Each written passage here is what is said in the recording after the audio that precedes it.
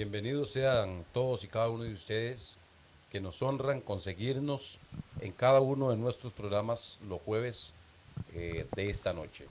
Hoy nos encontramos con doña Ligia Contreras, ella es psicóloga y nos va a explicar de temas que a veces ignoramos.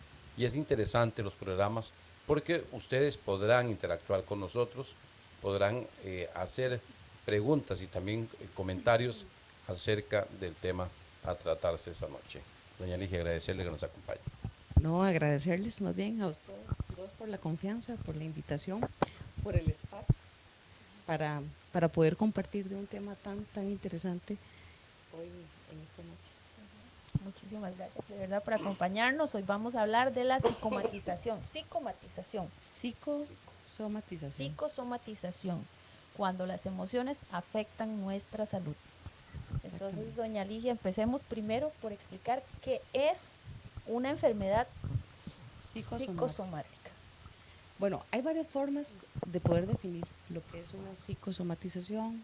Otras personas le llaman solamente somatización, pero vamos a enfocarnos básicamente a lo que tiene que ver con la parte psicológica de la enfermedad. ¿Cuál es? Desde el punto de vista psicológico, el trabajo de las emociones es psicosomatización, porque está vinculada a la parte emocional al síntoma que presenta el cuerpo. Entonces, en este caso, sí es mejor usar la palabra psicosomatización, porque el cuerpo somatiza. Pero si el cuerpo somatiza, quiere decir que podría no haber una emoción en ese camino. Entonces podría ser solamente una manifestación biológica, algún desajuste relativo a la enfermedad, pero cuando hay emociones de por medio, sí se debe denominar psicosomatización. ¿Cómo notamos nosotros mismos si estamos en eso o no estamos en eso? Bueno, eso es un tema muy interesante. Y antes de que empecemos a entrar en la carnita, a mí sí me gustaría definir un poco y que veamos lo que dice la teoría sobre lo que es psicosomatización. Dice que son las afectaciones que, teniendo origen primordialmente psicológico, se manifiestan en el cuerpo. Es decir, nosotros tenemos emociones primarias y a mí me gusta siempre traerlas ahí en las hojitas anotadas, ¿verdad? Son solamente 4, hay teorías que dicen que hay 6 emociones primarias. Cuando yo hablo de emociones primarias, ¿a qué me refiero? A emociones con las que nacemos los seres humanos, que ya son propias, que son primitivas, es decir, desde siempre han existido en nuestro ser. Pero yo prefiero quedarme con la teoría de las 4 primarias, que son 4, exactamente.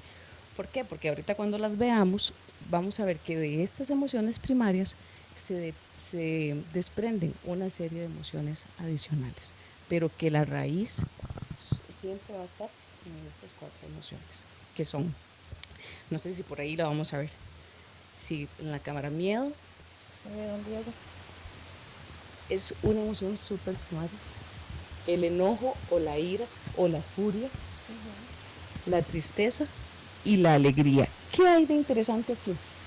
De las 4, solo una emoción Es positivo. digamos, no llamemos a las otras negativas, pero solo una, digamos, tiene una connotación, pues podemos decir sí, un poquito más positiva, como la alegría. Eso quiere decir que hay 3 emociones predominantes que son fuertes, que nos impactan, digamos, y que usualmente, si no sabemos gestionar a lo largo de nuestra vida, se convierten en efectos muy negativos para nuestra salud, tanto física como emocional. Entonces eso es importante tenerlo claro. ¿Cuáles son nuestras enfermedades, nuestras emociones primarias? De ahí la otra teoría que dice que son 6, hablaba del asco y de la sorpresa. Pero el asco y la sorpresa se desprenden de estas 4 emociones básicas. Entonces usualmente nacen del miedo o de la alegría en el caso de la sorpresa, porque a veces hay sorpresas que nos generan alegría y hay sorpresas que nos generan mucho miedo. Y el asco sí nace en el miedo. Entonces, por eso yo prefiero siempre trabajar con 4 emociones primarias y a partir de ahí uno empieza a revisar qué otras manifestaciones hay, pero esta es la raíz. Siempre que trabajamos en procesos psicológicos, yo busco emociones primarias. Las emociones primarias, donde usted me dice primarias, yo me imagino un bebé. Un bebé si siente miedo, si siente enojo, si siente tristeza y si siente alegría. Claro, claro, y de eso vamos a hablar ahora. Y es tan importante, digamos, la vida en la etapa intrauterina, porque esas emociones empiezan a aprenderse desde ahí. Empiezan a Y son sentirse emociones que desde ahí. traemos todos. Sí, todos. Todos, absolutamente Sí, todos. Eso lo, Claro. porque no hay nadie que no tenga miedo. que no venga al mundo con una emoción primaria de esas. No, todos los seres vivos. Vean ustedes a los animales. Ajá.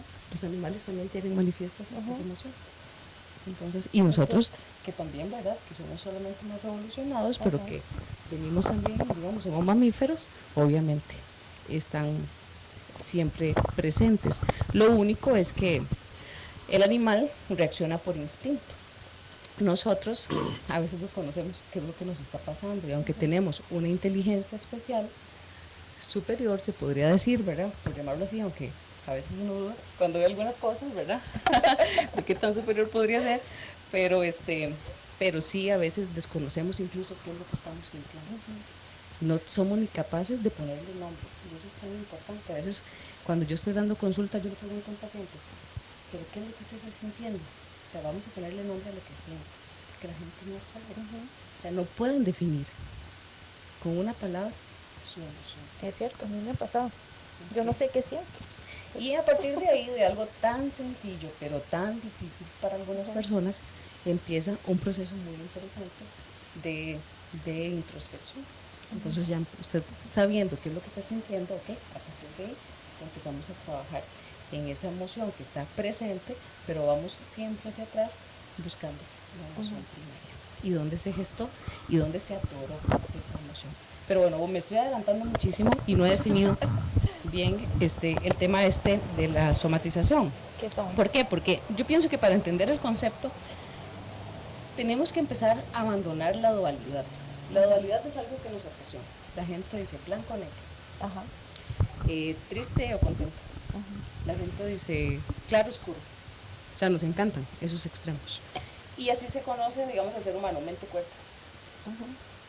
Pero realmente no. Atrás de las enfermedades, y no solamente las psicosomáticas, sino de la enfermedad en sí, hay todo un fenómeno, y es un fenómeno biopsicosocial que ya tiene 3 componentes. Y hay teorías súper lindas que a mí me encantan y que yo prefiero agregárselas, que le agregan la parte espiritual. Entonces ya hay 4 factores, ya no hay una dualidad. Entonces, y esto hace un fenómeno más complejo. Biológico, social, psicológico y espiritual. Entendiendo la parte espiritual, ¿verdad?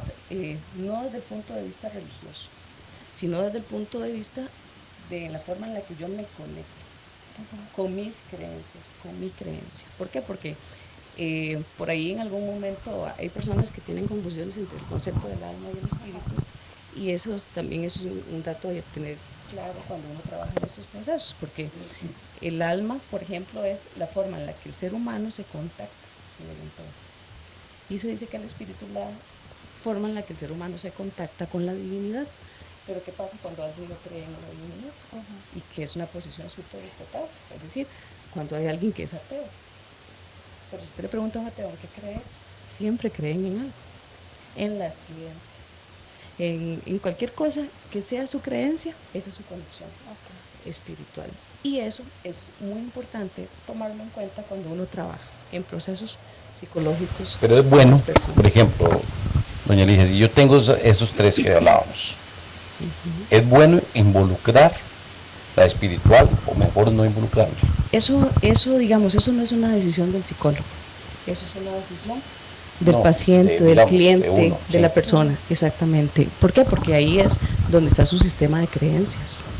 Y que hay una cosa muy interesante, cuando uno trabaja, hay toda una teoría para trabajar el sistema de creencias desde la psicología, está comprobado científicamente que un porcentaje muy elevado de nuestras creencias son irracionales. Entonces, cuando usted empieza a revisar creencias en las personas, usted empieza a trabajar con ellos y ellos empiezan casi que a descubrir de que dice, lo que yo estoy creyendo no tiene sentido. Y la gente a veces empieza hasta a reírse cuando empieza a verse reflejado en un proceso terapéutico.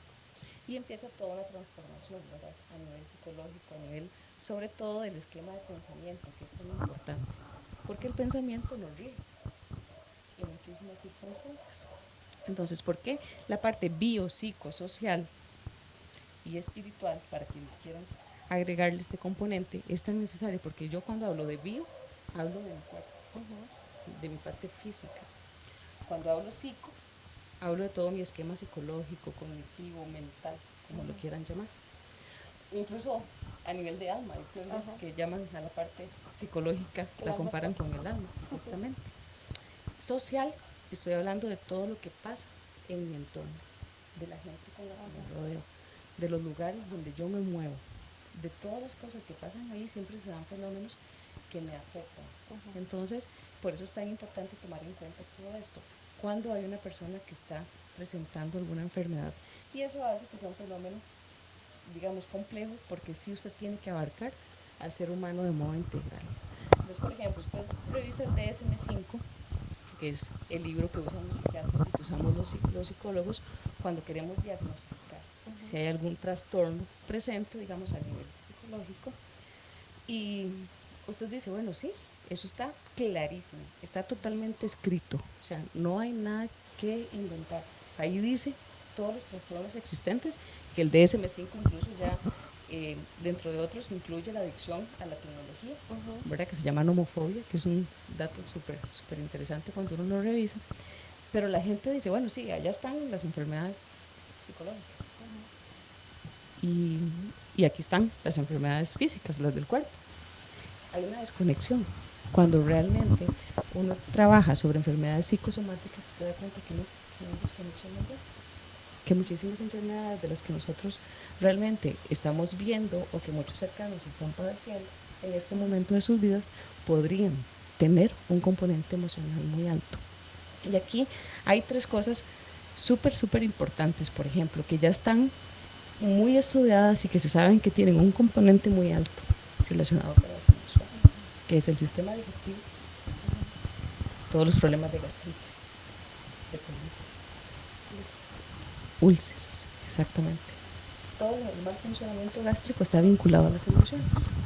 La fibromialgia es una enfermedad que es increíble la cantidad de personas que están sufriendo de fibromialgia y en un porcentaje muy alto mujeres, que es otro dato muy interesante para analizar.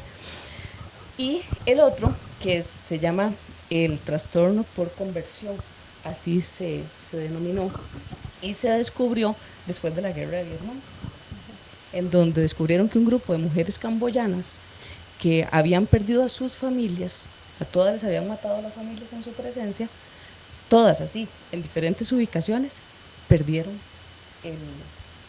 la vista, dejaron de ver.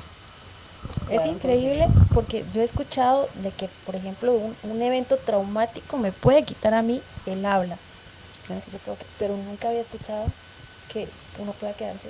Claro, entonces, por ejemplo, cuando usted empieza a ver, por ejemplo, una persona que está teniendo serios problemas en la vista y que usted revisa la familia, que usted dice, no, pero ahora no hay causa, y que de pronto sigue perdiendo su capacidad visual y que le han hecho exámenes y análisis y el profesional le dice, no, o sea, no hay causa, los exámenes están bien, pero hay siempre una alteración, ¿verdad? Que es difícil diagnosticar. Yo siempre digo, ya le revisarían las emociones. ¿Qué le habrá pasado a esa persona que no quiere ver? Sí. ¿Cuánto dolor hay en algún evento de su vida que no quiere ver, que no quiere recordar? O que lo tuvo que ver y fue un peso muy grande para su psique y para sus emociones. Pero ahí es donde viene la pregunta que le hizo Andrés, ¿cómo hago yo para darme cuenta que eso que me está pasando físicamente tiene que ver con una enfermedad, con una emoción? Sí, con una emoción, claro. Hay formas, digamos, simples y otras que requieren un poco más de observación. Por ejemplo, tengo casos de personas que han ido al médico y tienen sus exámenes todos en equilibrio, pero las personas están enfermas, tienen alteraciones en el equilibrio, por ejemplo, tienen problemas de vértigo. y le hacen las pruebas, los otorrinos, el internista y todos los médicos, ¿verdad? En las partes multidisciplinarias que se trabaja el cuerpo desde la medicina alopática. Y sinceramente yo me he sentido muy feliz en estos últimos días porque tengo gente que me llama porque el médico le dijo, busque un psicólogo. Qué bueno. Entonces, claro, cuando usted se da cuenta de que no hay una causa aparente desde su biología, ¿por qué? Porque las enfermedades también uno tiene que entender que no todas están, digamos, desarrolladas a través de una emoción. Porque, bueno, pues por ahí hay teorías que sí, obviamente comprueban la herencia genética de una enfermedad, y hay otros científicos que dicen ninguna enfermedad se hereda. Entonces, ¿verdad? Hay dicotomías en los estudios científicos, pero eso realmente es lo rico, de saber que hay personas que estudian y que han llegado a diferentes hipótesis, y entonces eso le deja a uno una serie de interrogantes, y usted dice, bueno, sí, pero qué interesante que las personas cuando estén sufriendo este tipo de episodios, si usted está tomando su medicamento y está haciendo su tratamiento, y que en lugar de mejorar, va retrocediendo, yo le diría, ahí es el momento que usted tiene que empezar a ver dónde podría ser un problema emocional. Y dónde básicamente una persona, que ya su cuerpo está enfermo, si está en algún momento alguna persona que nos está viendo, ¿dónde le diría yo que vuelva a ver? Para ver si su enfermedad podría tener una causa a sus recuerdos dolorosos. Uno las puede... situaciones de su vida que lo han enojado y que lo han hecho mantener vivo. Doña Ligia, una consulta de Cinia Castro. Antes, es que estamos teniendo problemas un poco con el audio. Nos dice Richard Molina, quien saludamos esta noche, que el micrófono es unidireccional. Entonces, si ella lo mueve hacia donde habla, se queda sin voz. O sea, ok, hay que entonces hablar no lo debo mover. de frente al micrófono, Okay, correcto. está bien, listo. Y doña Cinia, ya nos descubrieron el problema técnico. doña Cinia Castro dice, ¿se puede superar una enfermedad psicosomática o podría ser crónica? Una enfermedad psicosomática, claro que se puede superar, pero usted necesita someterse a un proceso psicológico. Ahora, ¿qué es el primer paso para que una persona empiece su proceso de sanación? ¿Qué cree usted? ¿Qué cree usted, Eli? Ya me da cosa moverme mucho. Querer, ¿no? Querer, exactamente, si eso no es muy quiero tratarme, importante, eso es muy importante. Me llama una señora y me dice, vea, mi mamá tiene 70 años. Me dice, tiene unas diarreas, durante 8 días se le detienen, y apenas tiene otra vez un problema con mi hermano, se le vuelven a activar las diarreas y los dolores de estómago, y ella llora y sufre con el dolor tan intenso y no puede ni salir de la casa porque, ¿verdad?, son espontáneas. Me dice, el médico ya le hicieron todos los exámenes y ella, en su sistema está bien. Y el médico, por dicha, le dijo, busque un psicólogo. Pero usted sabe, una señora de 70 años, ¿verdad?, con todos sus esquemas de pensamiento, ella dijo, no, yo al psicólogo jamás, yo no estoy loca. Pero lo que pasa es que seguimos con un tabú, ¿verdad? O sea, las personas no van al psicólogo porque están locas. Las personas van al psicólogo porque quieren ser libres. Es diferente, porque muchas cosas de las que las personas hablan con nosotros a veces no pueden hablarlas en sus casas, porque no tienen, digamos, los oídos ideales para poder escuchar y comprender con un factor tan importante que nos pasa y que cometemos muchos a menudo, el de juzgar. Entonces, cuando yo tengo la confianza de ir y abrirme y poder sacar y empezar a expresar, empieza definitivamente un proceso de sanación, que Freud lo llamaba catarsis, que es ese proceso en el que yo me sano a través de la palabra. Pero en este caso, ¿verdad?, ya ahora pues hemos tenido también otras técnicas para poder abrir el inconsciente de las personas y poder ir a las emociones ahí, que están atoradas. Y que hay un detalle muy importante, Andrés, donde la gente me pregunta a veces, pero ¿cómo? Es que a mí me han pasado, eso me dolió mucho, pero esto era, digamos, más insignificante y me dolió más. Y verdad, y entonces ya la gente empieza a sentir rencor, la gente empieza con una tristeza tan profunda. Es la gota que llenó el vaso. Exactamente.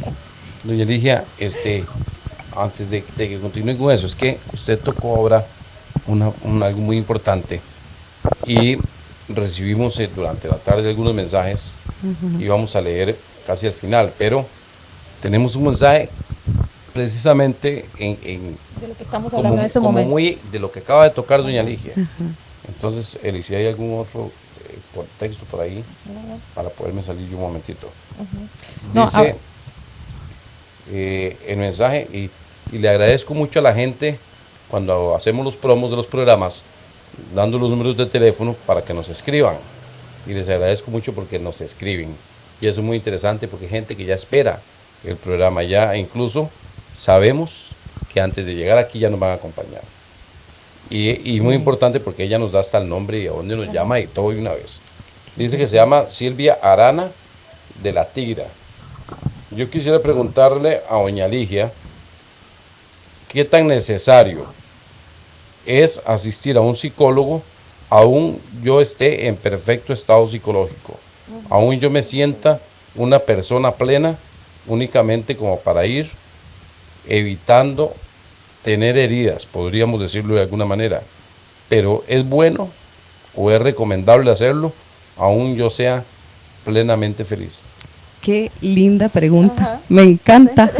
Por eso Me encanta, sí, realmente es una pregunta muy valiosa, porque yo le digo una cosa, no es porque yo sea psicóloga, ni porque ame esta vocación realmente, sino es porque todos deberíamos ir al psicólogo. O sea, el psicólogo debería ser obligatorio. Como vamos al ¿verdad? dentista, como Exactamente. ¿Por qué? Porque no existe la persona 100% plena, porque todos tenemos ahí espinitas que nos molestan en algún momento de nuestras vidas y tenemos eventos dolorosos, eventos traumantes que se gestan desde que estábamos en el vientre de mamá. Eso era lo que le iba a preguntar. ¿Una enfermedad me puede afectar a mí?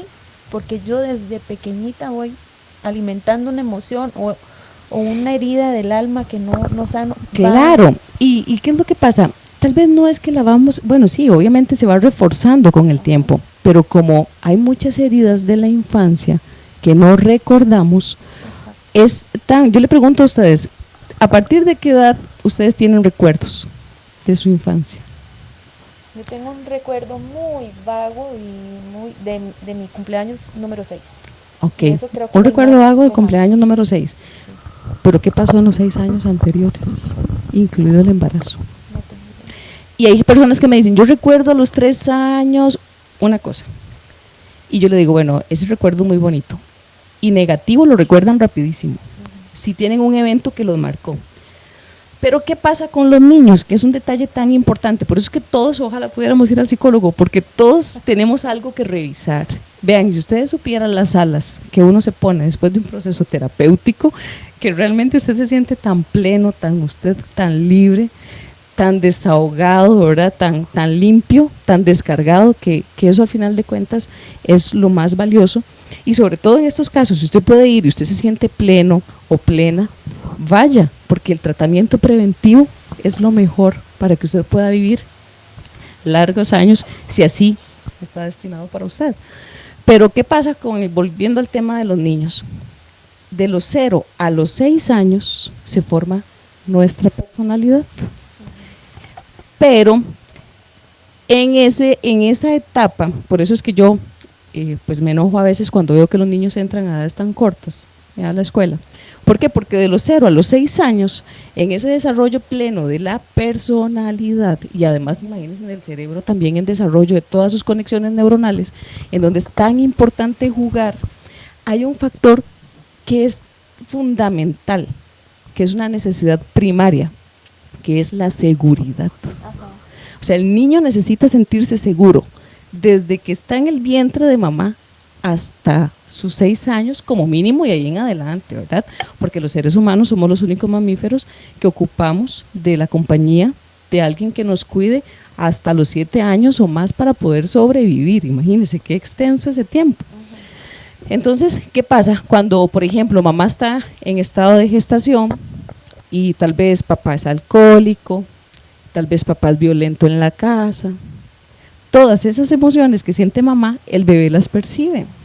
Si mamá está triste porque de pronto pues, su situación económica no es buena, porque de pronto fue un embarazo sorpresa, y entonces ahora qué vamos a hacer, qué preocupación, porque de pronto tal vez es una mujer soltera y en su casa no le aceptan ese embarazo, ¿verdad? Por muchas cosas que pasan. Esas emociones el bebé las percibe, pero el bebé como es emoción pura, porque su capacidad lógica empieza a desarrollarse a partir de los 7 años, por eso es que a los 7 años entramos a primero, para poder empezar a aprender matemáticas y pensamiento más abstracto. Pero como yo soy pura emoción ahí, yo no estoy pensando lógicamente como bebé, yo solamente estoy sintiendo. Y el bebé siempre que siente esas cositas negativas que se dan a su alrededor, piensa, es culpa mía. Es más, voy a tomarme el tiempo para contarles un caso súper especial de una paciente que se trabajó con regresiones y se fue al vientre materno con ella. Tenía un dolor de cabeza crónico. Tenía 25 años en ese momento, no hace mucho, es una mujer joven, y ella tenía tal vez como desde que había cumplido los 15 años hasta sus 25 años un dolor de cabeza permanente. Neurólogos, TACs, resonancias, porque ella dijo, sí, tengo algo. No tenía nada y su dolor de cabeza continuaba. Imagínense la cantidad de medicamentos que ingirió. Entonces, cuando vamos al vientre materno, ¿qué se descubre? Que cuando mamá le dijo a papá, estoy embarazada, el papá se puso tan enojado y empezó a culpar a la mujer, a la mamá, y le dijo, eso es culpa suya, usted sabía que no podía quedar embarazada porque nuestra situación económica es muy difícil, porque ya con los hijos que tenemos era suficiente, porque a mí ya no me alcanza el dinero para poder cubrir una boca más en esta casa. Y empieza un enojo de papá hacia mamá, pero esa bebé estaba percibiendo eso ahí. Entonces resulta que cuando usted va y revive ese momento, que es impresionante porque las personas asumen hasta su posición fetal, les cambia la voz y todo porque están reviviendo ese momento, resulta que cada vez que papá llegaba a la casa, esa bebé se escondía dentro del estómago y no se movía. Todo el tiempo que papá estaba en la casa, la mamá se asustaba que porque ella se movía mucho antes y ahora ya no se mueve, qué raro, ¿verdad? Y resulta que ella, en su, digamos, limitado entender de un bebé tan pequeño, se escondía dentro de la pancita, imagínense, ¿cómo se puede esconder uno dentro de la barriga? Qué increíble. Se escondía. Y resulta que bueno, pues así fue y llegó el momento del parto. ¿Qué pasó con esa bebé? Ya no tenía dónde esconderse. No, tenía que salir. Ya estaba la dilatación que necesitaba y no quería salir. Ay, Dios mío. No quería salir y no quería salir y no quería nacer. Entonces en ese tiempo estaban autorizados el uso de forceps. Entonces, como ella estaba atorada y no quería salir, imagínense la presión y el dolor que puede sentir un bebé, y bueno, y la mamá, ni me imagino también, estando atorado ahí, ¿verdad?, en ese trance, y ella estuvo atorada un tiempo, entonces los médicos tuvieron que recurrir a ese mecanismo para poder sacarla. Pero no fue una voluntad de ella nacer, la sacaron, pero antes estuvo atorada. Pero ella fue una niña como todas, pero a partir de los 15 años algo pasó en su vida y se activó un dolor de cabeza insoportable. Bueno, además de que la manifestación emocional, cuando usted evoca esos recuerdos, que ella al final de cuentas no sabía hasta ese momento, le da una descarga tan fuerte y tan potente que ¿qué cree que pasó? ¿Qué pasó? Cuénteme. Se fueron los dolores de cabeza. Cuando tienen estas regresiones, uno, por ejemplo, si yo hago una regresión, a mí me queda ese recuerdo ahí, ya yo lo puedo recordar, claro. ¿O solamente sucede en ese momento? Ahora, no solamente a través de un proceso de regresión, porque hay muchas teorías psicológicas que a usted le permiten hacer eso, pero digamos, el camino que el psicólogo utilice, lo importante es poder llegar a donde está la tore, ¿verdad? Ahora, hay personas que lo logran recordar porque la mamá le contaba que usted fue, qué difícil con usted, cuando, ¿verdad? Le cuentan a uno siempre lo complicado del parto de uno, y a mí cuando me cuentan cosas yo me pongo a pensar y yo digo, ¿verdad? Y uno empieza a revisarse, ¿verdad? Y cuando uno a veces se manifiesta de una forma, yo digo, pero ya está después, ya la torta está hecha, ¿verdad? Sí. No es fácil, pero es un trabajo que uno está un poquito entrenado, es más fácil hacer. No, y me parece interesantísimo porque ahorita que usted está contando eso, yo padezco de claustrofobia. No voy a empezar a contar mis cosas, pero padezco de claustrofobia y mi mamá tuvo un problema a la hora del parto. Bueno, otro asunto y que ahorita estoy relacionando para que vean lo interesante que es visitar al psicólogo y que nos conecte con estas sensaciones, estas emociones que nosotros no sabemos que tenemos ahí y que pueden estarnos afectando. Yo sí tuve un problema con mi hijo, el menor. Cuando nació tuve que dejarlo en incubadora una noche y ese desprendimiento, yo siempre he dicho, yo no lo he llevado al psicólogo, pero siempre he dicho que es lo que ha hecho a veces, me ha costado mucho. Él es muy inseguro, él necesita estar cerca de mí siempre. Y yo siempre he dicho, esa desconexión en ese momento tan, porque cuando a mí me dijeron tengo que dejarlo, yo una noche estuvo todo 9 meses. Imagínese conmigo. si usted lo sintió así, ¿cómo pudo ¿Cómo haberlo pudo haber percibido el sentido? bebé que viene saliendo de un espacio pequeño, oscuro, calientito, Seguro. cómodo, a un espacio tan grande que yo tengo que descubrir? Entonces, y cuando tenemos emociones ya primarias ahí adentro. Entonces, ahí es tan importante por eso, y vuelvo a este caso de esta muchacha, ¿por qué se trabaja ahí? ¿Por qué desde el vientre materno hasta los 6 años revisamos dónde estuvo la emoción? Porque lo que yo siento ahora como adulto no es una emoción nueva en mí, es una emoción que yo aprendí en mi infancia. Yo aprendí a sentir de la forma en la que estoy sintiendo ahora cuando era un niño, de los 0 a los 6 años. Lo que pasa es que el niño tiene la magia de ocultar muy bien. No, y lo importante y lo interesante, saber que uno, a pesar de tener ya algunos años, pueda regresar. Claro. Y que eso le traiga soluciones que uno lleva. Sí. a Que cambiar. exista la forma de conectarnos y que ellos nos ¿Por puedan qué? ayudar. Y porque al final de cuentas, o sea, yo no soy quien lo regresa, usted regresa porque es su historia, porque usted tiene sus recuerdos ahí. Pero el inconsciente es como una ollita de presión. Usted le va echando verduritas y verduritas y le mete carne y le mete de todo tipo de cositas y de pronto se dio cuenta que la capacidad de la olla no era para tantas cosas que se le fueron cargando ahí. Y usted la pone así, si empiezan después los derrames del agua y hasta podría explotar esa tapa. Así funciona el inconsciente. Cuando ya es muy difícil de manejar esos momentos dolorosos o esos momentos de ira, de rencor, de impotencia que muchas veces hemos sentido, empiezan a manifestarse en el cuerpo, pero el cuerpo me habla a mí para que yo lo ayude, para que yo lo pueda revisar y lo pueda sanar. Sí, el asunto eso está interesante. Yo le digo, cuando usted dice el cuerpo me habla. Pero hay una cosa, uno no tiene uso de razón en ese entonces, hay que hacer esa regresión. Y entonces es casi como que lo reinicien a uno, ¿ah? Pero lo interesante es eso, ¿cómo descubro yo? O Es cómo que sé usted yo me que dice, tengo que ir a eso. yo no tengo uso de razón porque no lo recuerdo. Es cierto, pero hay cosas que uno sí recuerda. Hay cosas, con un recuerdo que usted le genere miedo, susto, en su edad adulta, que a usted, digamos, no le permita funcionar adecuadamente en todas sus capacidades, es suficiente para pensar algo me pasó de niño y no lo recuerdo y quiero recordarlo para sanarlo. Ahora, ¿qué pasa? Efectivamente, como me decía Eli, yo voy a estar recordando eso siempre, sí, pero lo recuerdo sin carga emocional. Y ahí es donde está la sanación. Un Que yo recuerdo sano. puedo recordar un evento muy traumante para mí, pero sin dolor, sin ninguna emoción ya que me hace daño.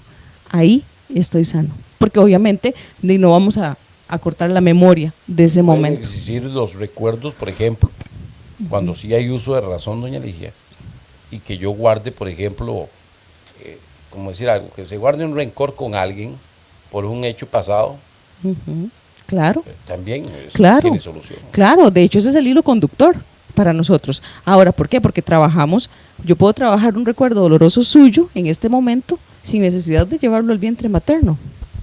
Hay técnicas específicas que uno está entrenado que a través del diálogo podemos llevar poco a poco a ir realmente reconociendo la intensidad de eso. ¿Por qué? Porque los seres humanos estamos acostumbrados a minimizar. Y no solo yo minimizo lo que, ay, si me pasó eso en aquel momento y fue, puchica, yo no lo puedo ver o no la puedo ver y no la soporto y me parece que es normal vivir con eso. Pero en el momento en el que venga un factor inesperado, usted no sabe cuándo eso va a desencadenar. Y ahí es donde es el trabajo preventivo que sería muy interesante hacer, pero usualmente ya uno va cuando los síntomas están manifiestos. Le voy a comentar, mi maestro es un ruso que vive en México, se llama Oleg, y él como terapeuta tuvo este caso que a mí me llamó mucho la atención. Yo no he tenido un caso así, pero él tuvo una señora con esclerosis múltiple y le llegó a su consultorio en silla de ruedas, con una enfermedad que te mata, ¿verdad? Que dice, o sea, no hay nada que hacer, es solamente esperar el proceso del avance, es paliativo el tratamiento, porque no se puede detener. La señora se le ocurrió de que ella quería, por lo menos, aunque si se fuera a morir, así nos contó él, por lo menos irme lo más liviana posible. Ya yo sé que ya estoy cognitivamente bien, puedo hablar, no me puedo mover, pero antes de morirme yo quiero irme limpia, yo quiero revisar. Y él fue y empezó a hacerle su terapia y resulta que ella descubrió que en su infancia había una situación de abuso sexual tan fuerte por parte de su papá, pero ella no lo recordaba. Cuando ella empezó a recordar y ya revivió esos momentos y empieza de nuevo a revivir esas emociones y descarga, porque en cada sesión debe haber una descarga y debe haber un patrón positivo que es el que queda, con el que usted ya queda, ¿verdad?, al final de cada sesión. Y ella empezó y pudo trabajar toda esa situación tan fuerte y tan difícil. Nos contaba él que fue un proceso de 20 sesiones, que en la sesión número 12 la señora llegó en andadera. En la sesión número 15 la señora llegó en bordón. Y cuando fueron a hacer el cierre de la sesión que estaba planificada, así, la señora llegó caminando con taconzotes. Número 6. Ahora, yo no voy a decir que sí, que todo depende de las emociones. Eso es muy importante que quede claro, porque definitivamente hay enfermedades que son biológicas, que podría usted ir al psicólogo y trabajar su situación emocional y podría no reversarla. Pero hay que intentarlo. ¿Por qué no intentarlo? Vamos a leer algunos comentarios y no sé si hay alguna otra consulta, Andrés, de WhatsApp para que la vaya buscando mientras. Voy a leer primero, saludos a don Gilbert Cedeño que nos está acompañando, a don Fabricio Ramírez, a don José Eduardo Álvarez Calderón. Fabricio dice, lo importante es vivir el momento, el futuro causa angustia y el pasado estrés, y jalamos mucha basura del pasado. Ay, qué lindo, me encanta eso, y le voy a decir por qué. Porque hay una cosa que nos pasa a la mayoría, o sea, realmente no vivimos, porque vivimos en el pasado o vivimos en el futuro, y olvidamos el regalo más hermoso que tenemos, que por eso se llama presente, porque es un regalo. Entonces, ¿qué pasa? Que cuando usted ve personas con depresión, yo digo, eso es un exceso de pasado, ¿verdad? Pero la persona no puede manejarlo, ocupa ayuda. Y cuando yo veo personas muy ansiosas, yo digo, eso es un exceso de futuro, ¿verdad? Irracional, pero las personas no lo saben. Y para eso pues estamos los psicólogos, realmente, para poder ayudarles en este camino. Saludos a Diana Murillo, a don William Jara Parra, a don Beto Segura. Dice Beto, saludos, Liz, los felicito por tan buen programa. Los felicito, yo creí que me estaba diciendo Liz. Dice William Jara, qué bueno es escuchar cuando a una persona le sobra volumen para rellenar un tema tan sabroso y tan profundo como el que desarrolla esta dama. De verdad Gracias. Que estoy disfrutando cada sílaba, excelente. Un abrazo macizo para todos. Don William Jara Parra es el poeta sancarleño. Ah, qué bien, muchas gracias. Un saludo a don William y a todas las personas que nos han estado comentando. Don Juan Pablo Rojas dice, saludos doña Ligia, éxitos y bendiciones. Gracias. Don Gilbert Cedeño, saludos para todos. Don Beto quiere que le saludemos a Max el hermano de Andrés, me imagino. Don Luis Leal dice, saludos, muy interesante el programa. Don Fabricio Ramírez nos vuelve a decir, hacer una constelación de unas 3 generaciones es sumamente importante. Sin embargo, el vivir el ahora con conciencia, vaciando el pasado, es vital para vivir en plenitud. Qué lindo. Ahí, Eli, Ujú. hay en psicología una terapia que se llama la terapia Gestalt, Ajá. de Fritz Perls, es el autor de esta terapia. La terapia Gestalt, ¿cómo trabajamos cuando hacemos terapia con esa teoría? Cerrando ciclos. Porque usualmente tenemos muchos ciclos de nuestras vidas abiertos, Ajá. cosas inconclusas, cosas sin terminar. Y la Gestalt usa una frase que nació ahí con esa terapia, que ahora uno la ve en montones de frases. Aquí y ahora. Ajá. Esa frase, el aquí y el ahora, nació con la terapia Gestalt. Entonces, eso es lo que él busca, que usted pueda encontrar realmente la esencia y la importancia de vivir el momento presente. Y de que hay personas que son resilientes. ¿A qué me refiero? A que tienen dentro de sus destrezas, habilidades y herramientas que aprendieron desde la infancia, la fortaleza para poder enfrentar esas situaciones dolorosas sin llegar al desequilibrio. Porque no todas las personas sufren desequilibrio cuando tienen una situación difícil en su vida. Hay personas que tienen esa fortaleza especial y así se le denomina en psicología. Entonces, tienen esa forma de ir sobrellevando sanamente su pasado y pueden ver hacia el futuro sin generar cuadros de ansiedad. Entonces, porque son personas que viven en el tiempo presente. Y aquí yo me quiero, sin salirme del tema, sí quisiera darle un tip, o si a alguien le sirve, Ajá. para la gente a veces le dice a uno cómo, ¿verdad? Porque uno siempre explica el qué o el Cierto. para qué, pero la gente a veces dice, ¿cómo hago eso? ¿Cómo? Yo quisiera hoy tomarme el permiso nada más para compartirlo. Y si a mí alguien me dice, ¿cómo hago yo para vivir en tiempo presente? Por eso es que cuando yo veo un accidente de tránsito, yo digo, esa persona no iba en tiempo presente. Iba pensando en todo, menos en lo que estaba haciendo. Eso pasa cuando una persona se cae en un hoyo, en la acera, o choca con un poste, o choca con el tren, como lo vemos, ¿verdad? O es atropellado, digamos, depende de las circunstancias del accidente. Yo digo, esa persona no iba en tiempo presente. ¿Por qué? Porque nos desconectamos, porque vamos pensando en lo que tengo que llegar a hacer, en que tengo que llegar a arreglar la casa, en que tengo que recoger el chiquito, en que el almuerzo, en que la plancha, en que el trabajo, en que tantas cosas, entonces estoy en el futuro. O vengo, es que aquel, ¿verdad? Revisando lo que me pasó. Sí, me hizo una carita, no me gustó, me dijo eso, vengo en el pasado. Pero ¿y lo que tengo? ¿Dónde está? O sea, no estoy viviendo, entonces me desconecto. Hay 3 preguntas que son claves para ubicarse rápidamente en el tiempo presente. Una, ¿quién soy? ¿Quién soy? Cuando usted se siente distraído, vea, ¿a cuántos, o sea, no nos ha pasado que usted va en el bus o en el taxi o va manejando y usted llegó al lugar a donde iba y no recuerda por dónde pasó? Cuando usted se da cuenta y la gente dice, yo no recuerdo cómo llegué aquí, ¿verdad? Entonces, cuando nos percatamos de eso, importante es decir, ¿quién soy? Entonces usted dice, ¿quién es usted? Repite su nombre. Sí, soy Ligia, tengo tanta edad, soy hija de fulana de tal y de fulano de tal, estoy casada, tengo un hijo, ya me ubiqué, ¿quién soy? ¿Dónde estoy? Qué importante. Ok, estoy aquí en este momento, estoy en esta entrevista, estoy hablando de un tema específico. Imagínense que yo me pusiera aquí a pensar en el pasado o en el futuro. No podría decir nada relacionado con el tema, ¿verdad? O sea, ¿dónde estoy? Estoy aquí, y como estoy aquí y esto es lo que tengo, esto es lo que voy a aprovechar. Aquí me voy a concentrar. ¿Y qué estoy haciendo? Es la tercera pregunta. Vea, y son tan sencillas, pero son tan valiosas cuando usted las usa, porque lo ubican a uno así en un segundo. ¿Cierto? Lo ubican, y es parte del entrenamiento.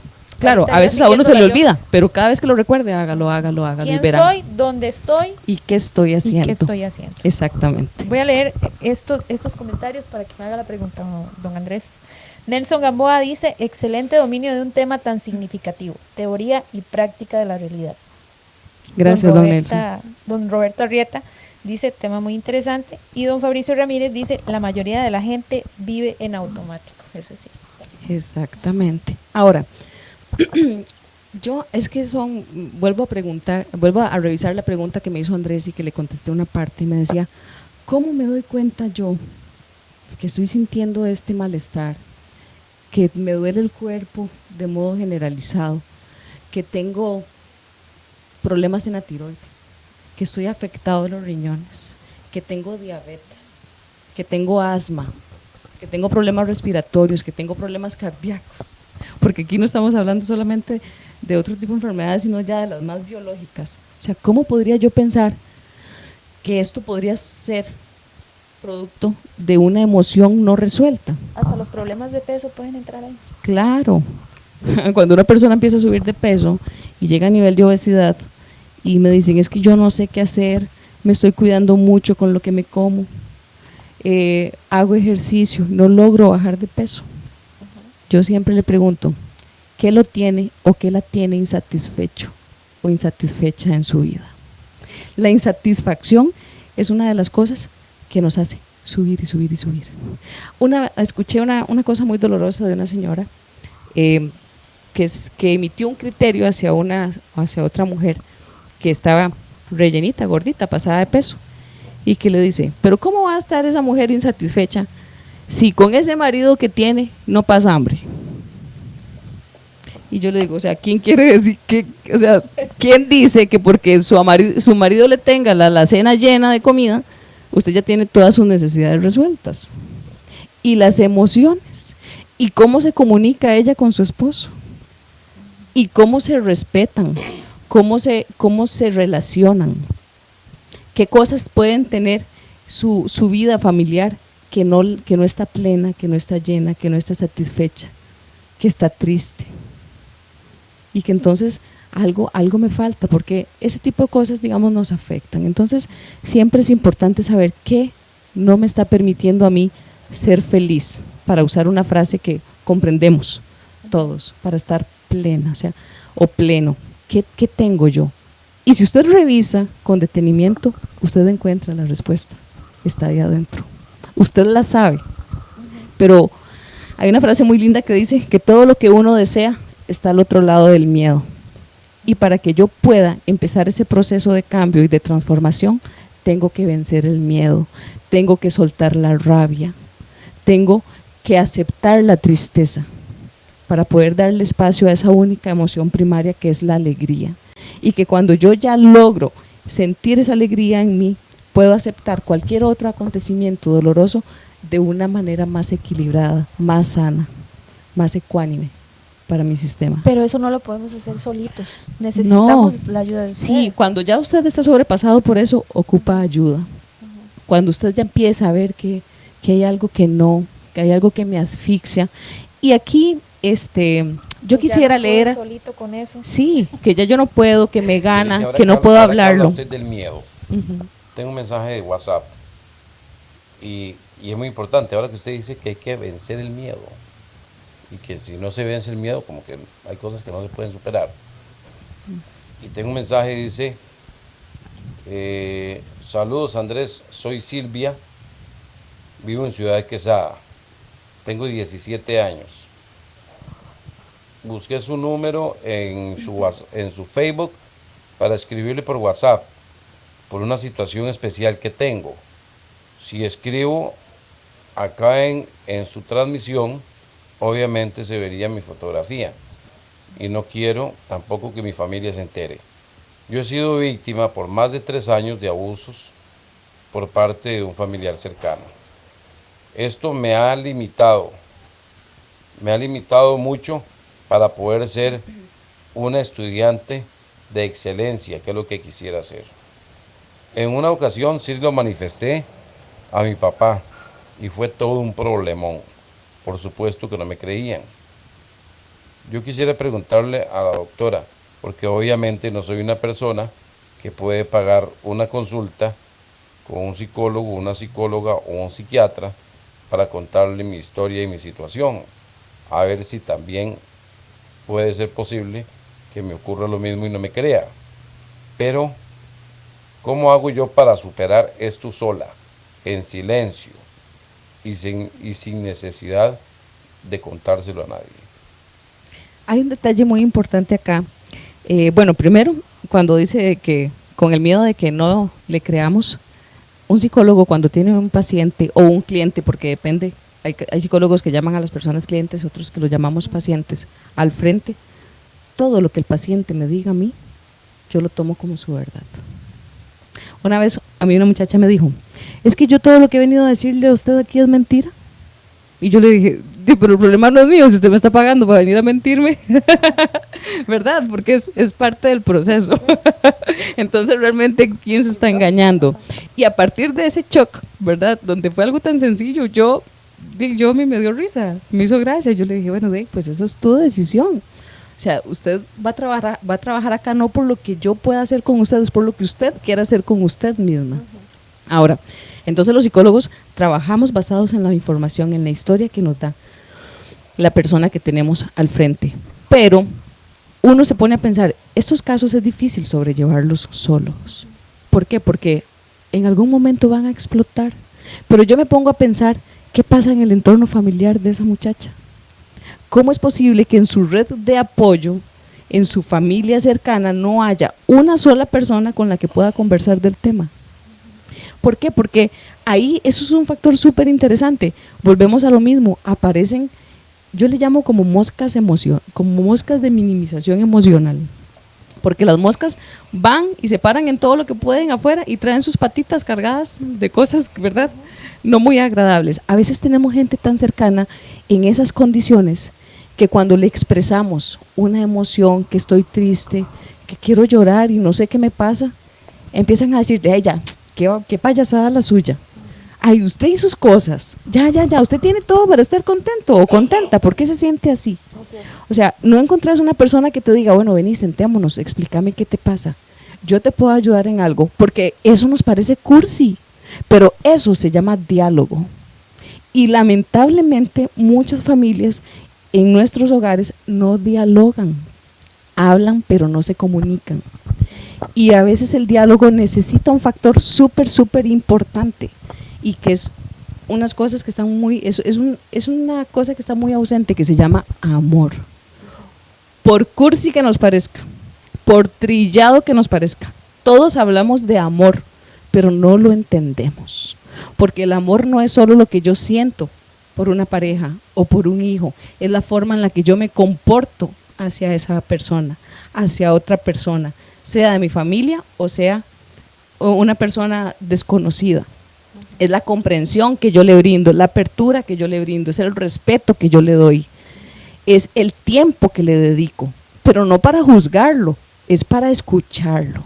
Y tal vez a veces, sin que yo emita un comentario, esa persona se aliviana un montón, pero principalmente lo primero que hago es juzgarlo, más si estoy en una posición en donde hice alianza con el otro y me voy en contra tuyo, ¿verdad? Entonces, esas cosas nos van enfermando poco a poco, esos espacios donde no tenemos a veces un cercano que confíe con nosotros, que confíe en mí y que yo pueda confiar en él y que me vaya a respetar en la emisión de mi emoción, es una de las cosas muy necesarias y una de las cosas que más carecemos en nuestros hogares. Otro mensaje de WhatsApp dice, comente que yo soy paciente de depresión, fiel creyente de las terapias psicológicas, porque hubo un momento de mi vida cuando peor me sentí, tenía más de una semana encerrada en mi habitación, sin ánimos de comer, sin poder dormir, etcétera, etcétera. Dios me dio la oportunidad de hablar con la doctora Ligia Contreras. Y hablar con la doctora Ligia Contreras. Ella vino a mi casa y me dio las primeras terapias. Esa fue la luz para salir de esa oscuridad en la que estaba. Al día de hoy sigo en proceso con mis terapias, tanto en el hospital como recibiendo siempre la ayuda de la doctora Ligia, a quien le agradezco y aprecio muchísimo por todo lo que ha hecho por mí. Puede decir mi nombre, Brigitte Soto. Sí, la conozco, sabía que era ella, pero sí, ella está en un proceso y pues en ese momento en el que le brindé ayuda no tenía mi espacio habilitado como lo tengo ya, y pues sabe que las puertas de mi consultorio están abiertas para cuando ella necesite ayuda profesional y con la mayor objetividad. Y eso es un detalle muy importante. A veces las personas no van al psicólogo por miedo a que el psicólogo después me conozca y le cuente a alguien lo que yo le dije. Es cierto. Dios. Pues aquí ir a contarle. Ay, sí, yo no. Vean, los psicólogos manejamos un código de ética y el Colegio de Psicólogos es implacable con nosotros, con eso. O O sea, nosotros tenemos que manejar al 100% la confidencialidad. Yo puedo hablar de un caso, pero nunca de un nombre y una referencia que la gente pueda saber de quién estoy hablando, jamás. Es un tema ético, es un tema de lealtad, y yo cuando atiendo a un paciente le digo, aquí esto es como una tumba, lo que aquí sale, aquí se enterró, y lo volvemos a desenterrar cuando volvemos a la próxima sesión, si es necesario, si no seguimos avanzando.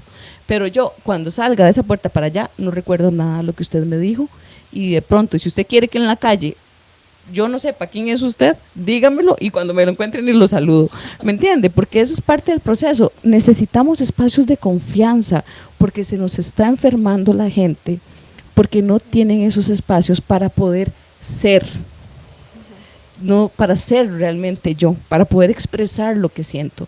Entonces, estamos muy acostumbrados a reprimir las emociones, y lo aprendemos desde pequeños. Bien lo decía Randall el otro día en el programa anterior.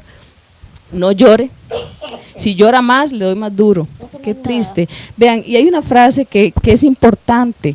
La interrumpo, Yanilla, para Sí. leer el tercer y último mensaje de WhatsApp que me ingresa. Dice, mi nombre es Clara Luz Bermúdez. Los psicólogos no sé si conocerán, pero cuando ayudan a una persona con problemas de depresión, la ayuda no es solo a la paciente, la ayuda es a todo ese entorno de ella, a la familia. Lo digo porque tengo una hermana con problemas sumamente grandes de depresión, y cuando están en esos tiempos de crisis, la crisis no es solo de ella, la crisis es de los que convivimos cerca, los que la vemos todos los días, los que sufrimos con ella esos momentos terribles que no deseáramos sentir.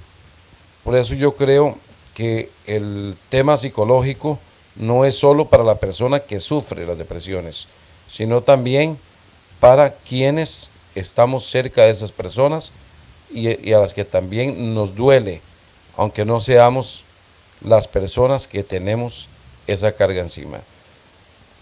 Doctora Ligia, es usted excelente, me ha encantado Gracias. este programa, y creo que en una consulta con usted, el solamente hablar con usted, ya sale uno casi curado al 90%. Gracias. La felicito. Qué lindo, Y que le gracias. vaya muy bien en su consultorio. Muchas gracias. Bueno, pues uno siempre le pide iluminación a Dios cada vez que atiende un caso, para que cada intervención que uno haga sea un proceso armónico para todos, porque yo aprendo también y también me sano Pero es a verdad, través lo que ella habla de del eso. entorno, doña Ligia, también. Claro, eso es muy importante, y qué dicha que ella lo menciona. Nosotros los psicólogos trabajamos con red de apoyo. Depende la situación de cada paciente, no todos los casos intervienen de igual manera. Obviamente estamos hablando en este momento de psicosomatizaciones, y ese sería otro gran tema de cómo intervenimos nosotros a través de los procesos. Pero sí, definitivamente hay que preguntarle al paciente quiénes es o son sus personas de confianza, a quien yo pueda llamar en caso de una situación de emergencia, con quien yo como profesional en psicología puedo contar, porque a veces no es toda la familia. Entonces uno tiene que buscar la red de apoyo, y la única persona que me brinda a mí esos datos es el paciente. Por eso es tan importante estrechar los lazos de una adecuada comunicación y sobre todo de compasión cuando nos relacionamos con personas que están sufriendo en nuestras familias. Por eso hablo de amor. ¿Por qué? Porque todos tenemos una historia muy difícil. Vivir no es fácil, pero es hermoso. Y algunos se desesperanzan más rápido que otros. Y eso es lo que uno tiene que entender, es la diversidad humana. No todos procesamos de la misma forma. El evento, por ejemplo, yo siempre pongo el ejemplo de que si salimos aquí a la acera, Eli y yo, los tres, y nos asaltan y nos apuñalan así, ya siendo muy trágico, Dios quiera que nunca pase algo así, pero es necesario el ejemplo, y salimos ahí y a los tres nos pasa lo mismo, usted, Andrés y yo interpretamos diferente el evento. Vamos a reaccionar igual. Y nos está pasando lo mismo. O sea, entonces, ¿qué les dice a ustedes eso? Somos diferentes, no podemos tratarnos con moldes, la teoría de los moldes no funciona. Yo no puedo tratar a todas las personas por igual, tengo que aprender a conocerla o a conocerlo realmente. y eso lo hago a través del amor, que incluye el tiempo que yo puedo dedicarte con todo el respeto y con toda mi apertura objetiva, real y sana para poder realmente comunicarnos. Entonces, ¿qué pasa? Que sí es importante buscar estas redes de apoyos, pero tienen que ser las personas que realmente sabemos que van a ser un eslabón para que esa persona pueda salir, no que me la sigan metiendo al fango, como muchas veces No, y suele suceder. Me gustó mucho lo que habla, bueno, ya me salí del WhatsApp, de lo que escribió doña Clara Luz, creo, Clara Luz, Ajá, doña Clara Luz. del tema del entorno, porque es cierto. A veces uno dice, bueno, es que tengo en la casa una persona depresiva, pero uno no sabe que también ese entorno afecta. Claro. O sea, afecta el entorno y es algo muy importante, porque me imagino que los psicólogos, pues obviamente que saben que al ayudarle a la superación de una depresión a una persona, me imagino que también ellos saben que se ve beneficiado ese entorno, pero a veces hay mucha gente cerca. Sí, ahora, no lo ve así. Y hay casos, es que digamos, por eso no podemos generalizar todos los casos ni todas las manifestaciones de enfermedad. Por ejemplo, la depresión, cuando yo fui a su programa, ¿recuerda? Hablamos de que la depresión es una enfermedad realmente biológica. Hay un desajuste, digamos, a nivel de sustancias en nuestro sistema cerebral y del sistema nervioso central, una alteración que produce esta enfermedad. Pero siempre es posible poder recuperar a una persona, que primero para que un psicólogo pueda atender a una persona en esas condiciones tiene que estar medicado. Eso sí es importante porque nosotros para poder hacer terapia psicológica necesitamos una persona estable para que pueda comprender y recibir la terapia de una mejor manera, pero una persona que no está medicada, yo inmediatamente le digo, si usted tiene todos estos síntomas, debe buscar el profesional que puede medicarlo, que son los psiquiatras en este caso, y una vez que usted esté estable a través del medicamento, empezamos el proceso de las emociones. Entonces, siempre vamos atrás de una persona con depresión buscando las emociones primarias, que es el hilo conductor de todas las cosas que usualmente nos van pasando, pero siempre buscamos dónde aprendí yo a sentir así. Ahora, el miedo, usted me dice, pero todos sentimos miedo, claro que todos sentimos miedo, y el miedo a usted le permite huir en una situación de emergencia, a usted le permite salvarse en una situación de emergencia. No siempre es negativo, pero cuando ese miedo me paraliza, cuando ese miedo a mí no me deja avanzar, cuando ese miedo a mí no me deja surgir, ese es el miedo que hay que trabajar, el miedo patológico. No, y me imagino que ese miedo también lo tienen hasta las personas cercanas, como el caso de doña Clara Luz. Bueno, el caso de Brigitte, mi cuñada, claro, que de ahí, ahora ella lo mencionó, o sea, era una situación difícil. No, es una situación muy difícil. Y es una situación difícil para la familia. Exacto. Incluso, yo soy cuñado, y sin embargo uno lo afecta. Y el problema es que a la familia le cuesta comprender lo que pasa. Es una cuñada diferente. Ella le tocó todos los enredos del cuñado le tocan a ella, entonces sí, es una situación de esas. Pero siempre es importante revisar porque en algún momento ella aprendió a sentir así o ella experimentó esas mismas sensaciones ahora estando pequeña, no lo puede recordar. Hay que buscar qué le pasó que la está haciendo sentirse así ahora y entrando en ese hueco tan profundo y ese monstruo tan fuerte que es la depresión, y para poder empezar a sanar todas esas heridas. Vamos a leer algunos comentarios Tenemos más que tenemos por ahí, sí. Dice, bueno, saludos a Silvia Zamora, Shirley Miranda es una amiga muy, muy linda mía. Saludos a Shirley. Berlán Paniagua dice, buenas noches, el controlar las emociones podría ser lo más difícil que nos pasa.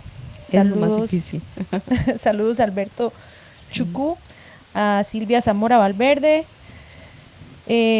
Alberto Chucú dice, la indiferencia es un cáncer silencioso que está afectando la sociedad. Exactamente, hablamos. Cinia Castro dice, muy buen programa. Silvia Zamora Valverde, es un tema que merece muchos, me encanta, para promoverlo en internet. Alberto Chucú dice, existen muchas familias con miembros presentes ausentes diariamente. Exactamente. Y Luis Ángel Acuña Mejías dice, saludos, excelente programa de hoy. Yo Gracias. Lo que leí fue, las emociones no son negativas, son negativas cuando las reprimimos. Exactamente, o cómo las emociones me están haciendo a mí percibir mi existencia. Yo conozco personas que han logrado surgir a través de una emoción primaria como el enojo, por ejemplo, y se han transformado en grandes líderes Nos ha impulsado. con una situación difícil. Pero volvemos al tema de la resiliencia. No todas las personas procesan igual, Es cierto. ¿verdad? Y también, digamos, nos educan de una forma diferente. La educación emocional empieza en casa y empieza desde que me doy cuenta que estoy embarazada. Entonces, la educación emocional es un trabajo de la familia. Lo que pasa es que lo desconocemos porque yo escucho con tanta frecuencia a la gente que no va al psicólogo porque eso es un gasto de plata. Y yo digo, bueno, no es porque me pague a mí, somos muchos aquí.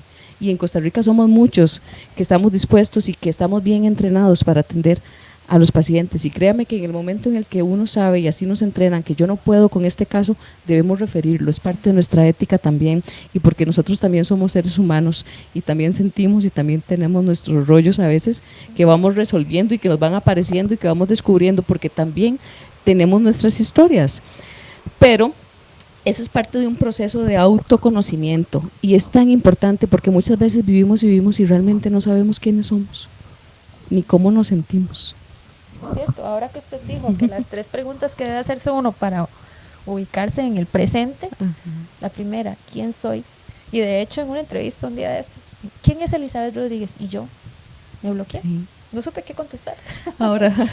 Ahora hay un factor que no quisiera que se acabe el programa, porque bueno, verdad, a mí esto me apasiona, y yo no quisiera dejar de mencionarlo, porque con el tema de la herencia de la enfermedad, que es un tema muy, muy importante, yo no peleo con eso, yo respeto enteramente a la formación médica, me parece que de hecho en Costa Rica es uno de los sectores más respetables que nosotros tenemos en cuanto al tema de la salud. Pero yo me pongo a pensar, por ejemplo, una familia que han estado acostumbrados a la enfermedad de la diabetes, por ejemplo, que es tan común en Costa Rica, sufrir esta enfermedad. Y usted empieza a ver que mamá tiene diabetes, abuelita tiene diabetes, y que mi bisabuela murió de diabetes. Y la tía sigue con diabetes. Y la tía tiene, y ya mi hermano o mi hermana la desarrolló, y ya el otro hermano también, y aquel primo. Y yo me pongo a pensar, ¿conocerán cómo se desarrolla esa enfermedad? No, es solamente algo que dicen. O sea, es casi, a veces yo siento en las personas, cuando me hablan así, que están con los brazos abiertos esperándola para que me agarre, decimos vulgarmente, como diciendo, venga, ahora sí, Pero estoy también- aquí, pero entre en mí. también, doña Ligia, eso ocurre. No. Y le voy a decir, Claro. tienen cierto grado de responsabilidad los médicos, porque le dicen a uno, usted tiene que cuidarse porque es hereditario. O sea, ya se lo están casi diagnosticando a uno sin tenerla. Sí. Simplemente porque yo le digo que mi tía y mi mamá es diabética. Exactamente. Entonces, Bueno, y ese es el está asunto. bien, porque la ciencia ha comprobado que se puede heredar.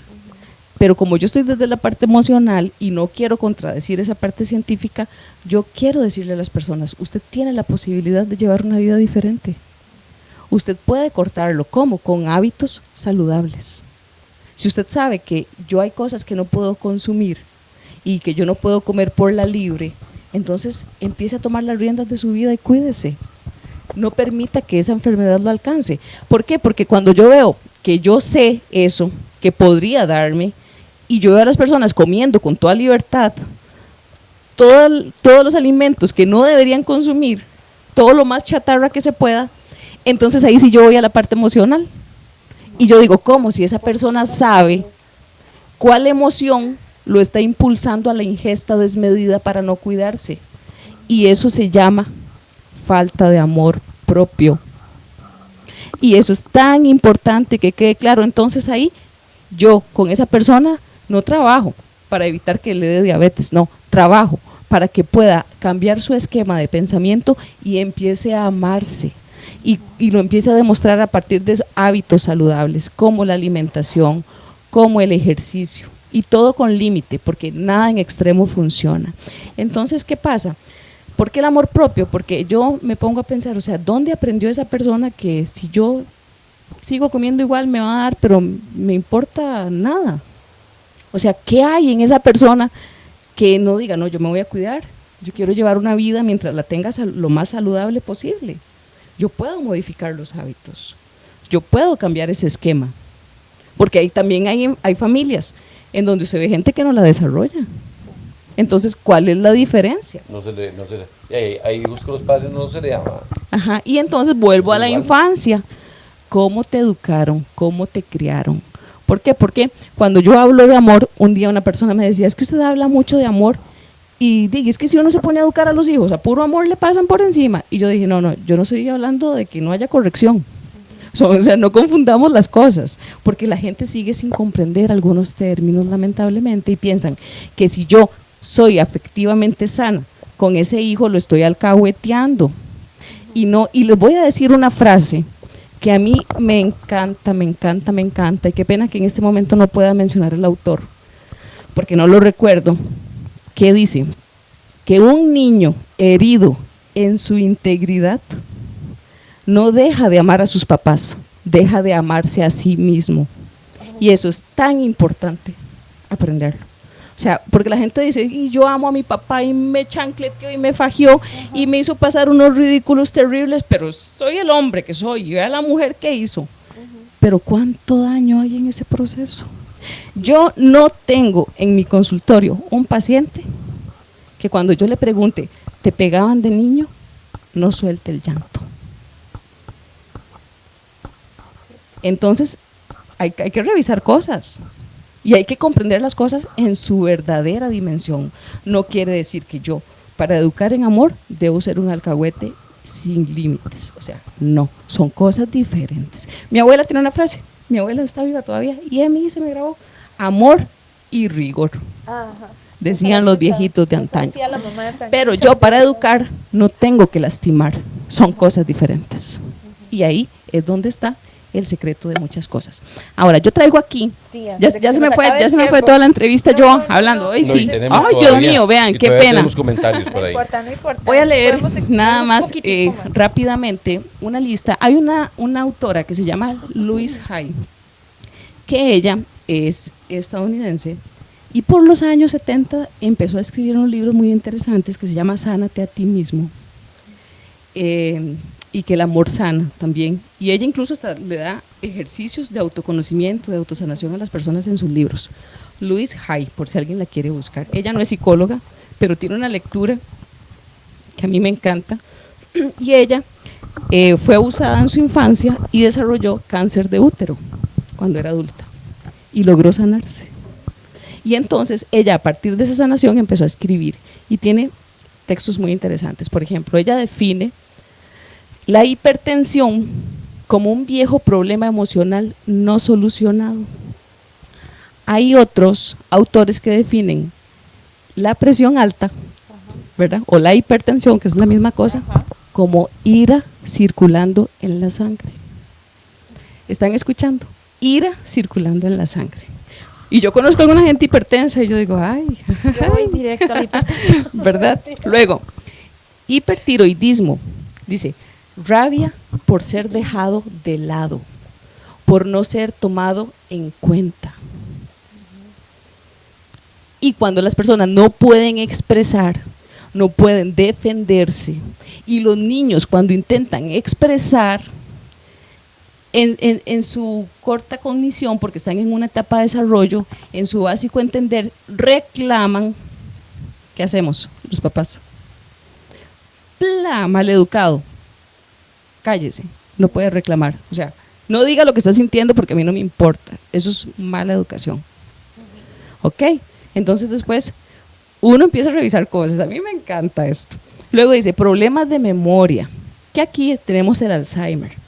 Y si hay estudios que demuestran que en algunos pacientes tienen un deseo de huida de la vida, tienen algunas situaciones en su vida de las que se arrepienten tanto, que mejor me desconecto.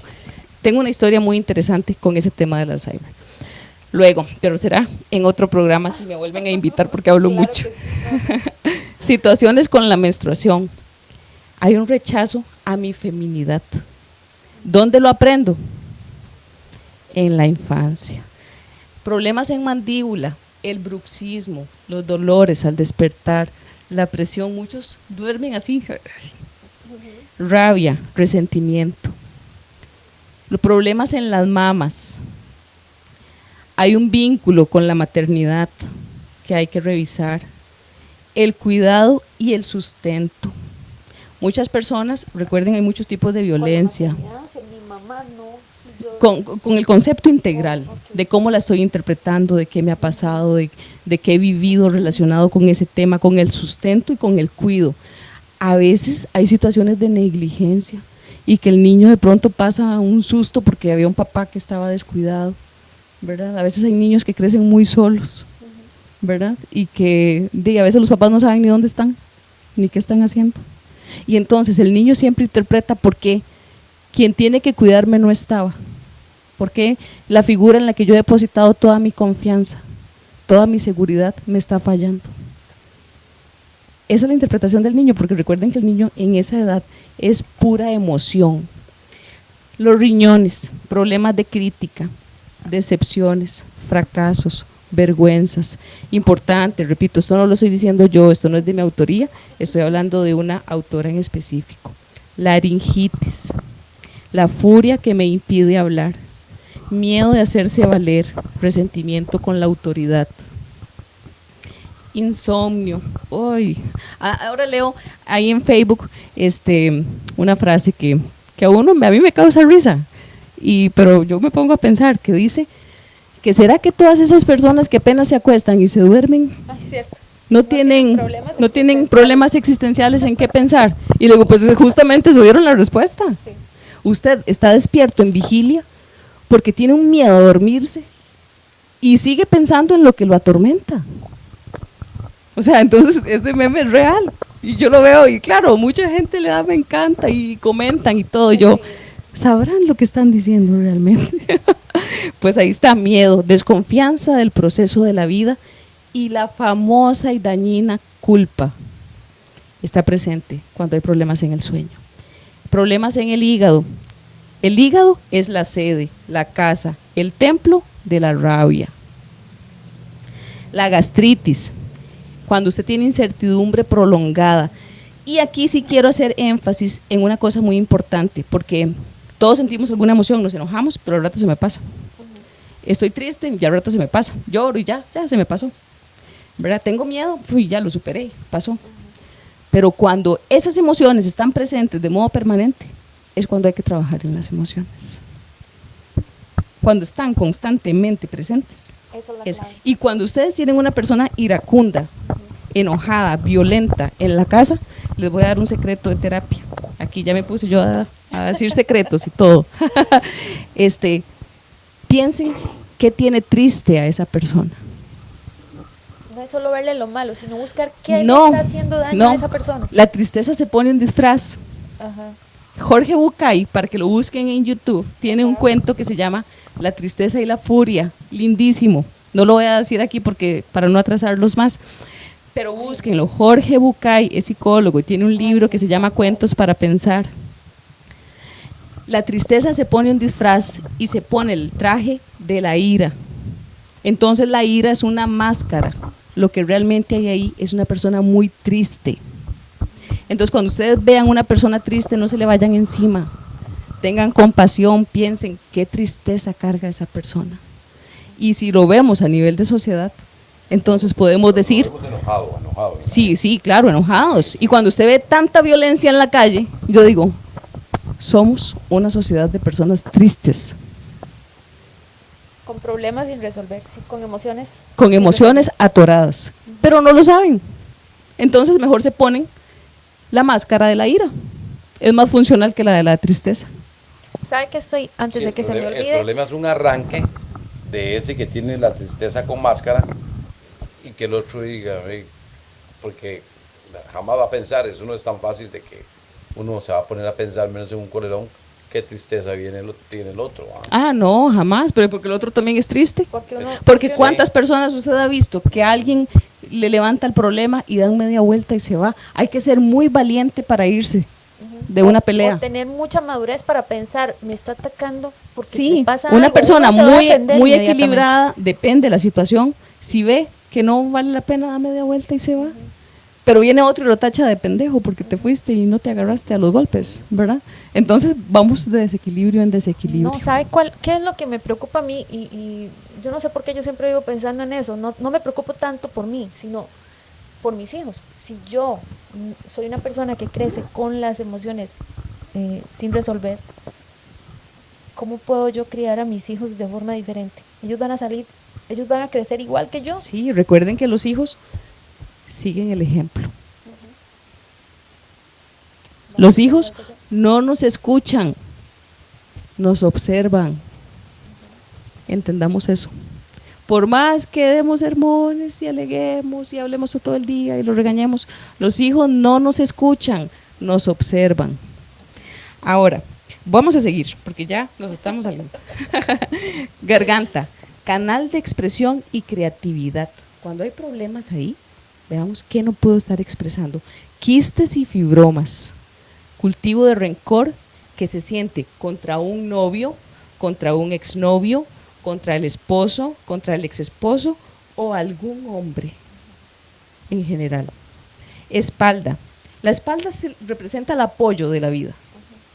Esa es parte de nuestro tronco y se divide en tres partes. La parte superior, que cuando nos afecta la espalda en la parte superior significa que hay falta de apoyo emocional, me siento solo, no me siento comprendido, hay freno en la manifestación de mis emociones y tengo la sensación de que no me aman.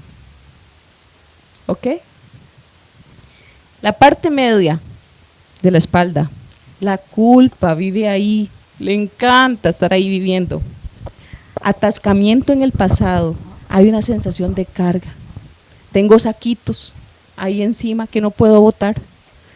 En la parte inferior de la espalda, el miedo a no tener dinero, el miedo a perder mi estatus, el miedo a no poder sobrevivir, la enuresis, cuando hay personas que no pueden controlar sus esfínteres y se orinan en la cama, los niños, pongan atención, miedo a uno de los progenitores, sobre todo al padre, la diabetes, nostalgia de haber sido, sigo viviendo en el pasado, lo que añoro, lo que anhelé, lo que no pude hacer, la gran necesidad de controlar, una tristeza profunda y ahí no hay restos de dulzura, la perdimos en la infancia. La depresión, hay un enojo muy fuerte que no he trabajado, que no he resuelto con mi pasado y nace la desesperanza. El colon irritable, tengo miedo a relajarme, no tengo miedo, no tengo derecho a sentirme pleno. Yo me siento aquí un ratito a descansar y ya tengo que levantarme. ¿Cómo voy a estar yo aquí perdiendo el tiempo? Tengo que hacer cosas. No me permitieron el descanso, siempre andaba acelerado. Póngale, colon irritable, revisen eso. La colitis, nerviosa, inseguridad. Yo conozco personas que cuando van a un lugar y tienen que exponerse, se afectan terriblemente. Hay que darles chance para que vayan al baño primero. Sí, los nervios se manifiestan de esa forma. Tienen que exponer en público, por ejemplo. Claro, por ejemplo. Los nervios. O en un grupo, no necesariamente, en un grupo más controlado, en sus clases. Yo he tenido personas en la universidad que han pasado por eso. Y es muy común. El cansancio y la fatiga. ¿Cuándo me doy cuenta yo que el cansancio y la fatiga son patológicos? Cuando yo duermo y amanezco cansado. Cuando yo duermo y no descanso. Hay resistencia y hay aburrimiento de su dinámica de vida. Y hay resistencia a cambios o a aceptar modelos nuevos. Artritis, hay una sensación de no ser amado que revisar. El asma es una enfermedad tan interesante para mí, especialmente cuando se manifiesta en los niños, que es llanto reprimido, la incapacidad de respirar solo, ocupo ayuda, quiero que estén conmigo. Entonces, yo necesito a papá y a mamá que pelean mucho conmigo, entonces cuando tengo asma no pelean porque van juntos conmigo al hospital. Entonces, ojo, cómo procesa un niño. Recuerden que los niños son emoción, ellos no logran comprender lo que están sintiendo. La obesidad, insatisfacción, como lo mencioné antes ya. Básicamente, ¿verdad? Porque son muchas, pero traje lo que yo considero que es muy frecuente ver. Y yo creo que, bueno, ya casi vamos terminando, ¿verdad? Oh, no sé. Llevamos hora y yo media. estoy muy contenta, yo no tengo Llevamos problema. hora y media, Iris. Nada más. Dice Silvia Zamora Valverde, ¿nos podrían indicar en los comentarios el nombre de la autora y cuáles de sus libros son lectura recomendada, por favor? Sí. Ahora al final, le dejo el nombre. Vea, ajá. con solo que ponga el nombre de la autora Ajá. en algún buscador de internet, se va a dar cuenta. Igual ahora al final del Por programa. eso lo traje, porque es información muy Tenemos accesible. a don Randall Obando González. Dice saludos Andrés Elizabeth y éxitos doña Ligia. Gracias, Marlene Villalobos León dice magnífico programa. gracias. Y saludamos a mi hermano Gerardo Madrigal que nos está viendo y a don Graving Gerardo Arrieta que le tocó pegarse el carrerón con las Claro. fichas, por supuesto, que está viendo doña Claro, Ligia. muchas gracias también por estar ahí conectado. Bueno, yo creo que sí, vamos a cerrar. A mí me gustaría cerrar con 2 frases que traje. Sí, vamos, es un tema muy bonito, Sí. muy importante porque no tenemos idea de cómo nosotros podríamos sanar muchas cosas y no afectar, o sea, yo insisto, a los hijos. Y ahora, después del programa, yo le voy a contar una cosita a doña Ligia, de hecho. Claro, Pero yo creo que es un tema que tenemos que volver a traer. definitivamente es un tema tema no- que es importante, no es novedoso. Esto no es que es el boom, no, lo que pasa es que tiene muchas resistencias. Pero hemos notado, doña Ligia, cuando ha venido don Félix Peralta, por ejemplo, Ajá, después en el otro programa que hablamos de la agresión a los hombres, ajá, con Randall, con Randall, sí. sí. Y ahora doña Ligia, y notamos que son temas tan amplios y que a la gente le interesa tanto saber porque hay mucha participación de gente. Claro, y ¿sabe qué es lo que a mí me interesa y me encanta cuando me invitan? Y yo voy cuando domino el tema. Cuando yo veo que no es lo mío, yo les digo, le puedo recomendar a alguien que está en esa línea porque uno tiene también que ser sincero. A mí lo que me encanta es que esto es una forma de educar, si se quiere, de decirle a las personas, vean, hay otras opciones, vean, tengan la libertad de volver los ojos hacia adentro. Dicen que el que ve hacia afuera sueña, pero que el que ve hacia adentro despierta. Y así funciona, realmente hay que volver a casa. Y nuestra Bueno, yo casa una somos vez escuché nosotros. una frase muy interesante en el programa Entre Nosotros, cuando era en Canal 14, de un invitado que tuve, usted lo conoce muy bien, don Graving Arrieta, y que hablaba del retrovisor. El retrovisor. Y que yo le decía, bueno, ¿cuántas veces viste por el retrovisor? O sea, porque la pregunta es de qué ha pensado él de todo lo que ha creado. Y sí, bueno, yo no, cuando manejo yo no veo para atrás, de vez en cuando para ver qué va ocurriendo. Para verificar. Pero no, Ajá. yo voy para adelante y en la vida es igual, voy para adelante. ¿Sí? ¿Qué tan bueno es no ver para atrás, doña Ligia? No, o sea, es que le digo, no es es bueno y es malo, depende de cómo usted vea para atrás. Si usted ve para atrás para agarrar impulso, pero si usted ve para atrás y se queda atrás, aparece la patología. Si usted ve para atrás, ¿Me entiende? se pone a ver por O sea, el retrovisor y se queda viendo el retrovisor. Si usted ve, choca. es inevitable, nosotros no podemos olvidar nuestros recuerdos, los que logramos recordar, ¿verdad? Porque hay muchas cosas que tenemos en el inconsciente guardadas que no recordamos. Pero vean qué interesante, hay un estudio que demuestra que un bebé desde su vientre, digamos, puede, incluso ya cuando está adulto y se regresa, puede describir cómo iba vestida mamá. Vean qué lindo, sí, él adentro, y puede describir cómo se vestía su mamá. Sabe si usaba vestidos, cómo eran sus zapatos. O sea, si puede describir eso, imagínense lo que siente. Por eso es que a veces la gente habla mucho de la importancia de amamantar y todo, sí, magnífico, la leche materna es extraordinaria, pero lo importante ahí es el vínculo. ¿Sabe qué tema me El abrazo. encantaría? Ajá. Un tema para las mamás Perdón, embarazadas. y sobre todo, cómo se siente mamá cuando está amamantando, es tan importante porque esas emociones ¡pum!, Sí. van para bebé. Es igual Entonces, que y lo importante, y que es una máxima en psicología, que empieza nuestro proceso de curación, se llama darse cuenta. Cuando yo me doy cuenta de lo que me está pasando, empecé en mi... es el primer paso. Es el primer paso, empecé en mi camino de transformación, en el más importante, en el mío, en mi trascendencia. Y en la medida en la que yo soy una persona más plena y más satisfecha, puedo ser más pleno y más satisfecho en la forma en la que me relaciono con todo mi entorno. Saludos a Gislani Arias, dice buenísimo tema, Ligia, me colega. encantó. Gracias, Brenda Gis. Delgadillo, saludos. La doctora Brenda, un saludo a la doctora también. Y bueno, pues para cerrar, porque verdad, hay una frase de Hipócrates, que Hipócrates, verdad, ha escrito mucho sobre salud. Dice, antes de curar a alguien, pregúntale si está dispuesto a renunciar a las cosas que lo enfermaron. Antes de curar a alguien, pregúntale si está dispuesto a renunciar a esas cosas que lo enfermaron o lo están enfermando. Porque si no está dispuesto a soltar ese dolor y a liberarse, no vamos a avanzar en el proceso de sanación. Y hay un libro muy interesante de David Ponce que se llama Más amor y menos ibuprofeno. Me encantó y aquí se los dejo. De verdad, muchas gracias. Muchísimas gracias, doña Ligia, de verdad. Se me ocurre, bueno, yo le dije ahora, ese tema para las mamás embarazadas. Es tan importante. Para que sepan sí. cómo estimular a ese bebé, cómo protegerlo de esas emociones. Y sobre todo cómo gestionar sus emociones, porque mamá no puede dejar de sentir. Sí. Pero cómo mamá puede hablar con bebé y explicarle que no se preocupe, que él está bien, que eso que le está pasando a mamá no es con él.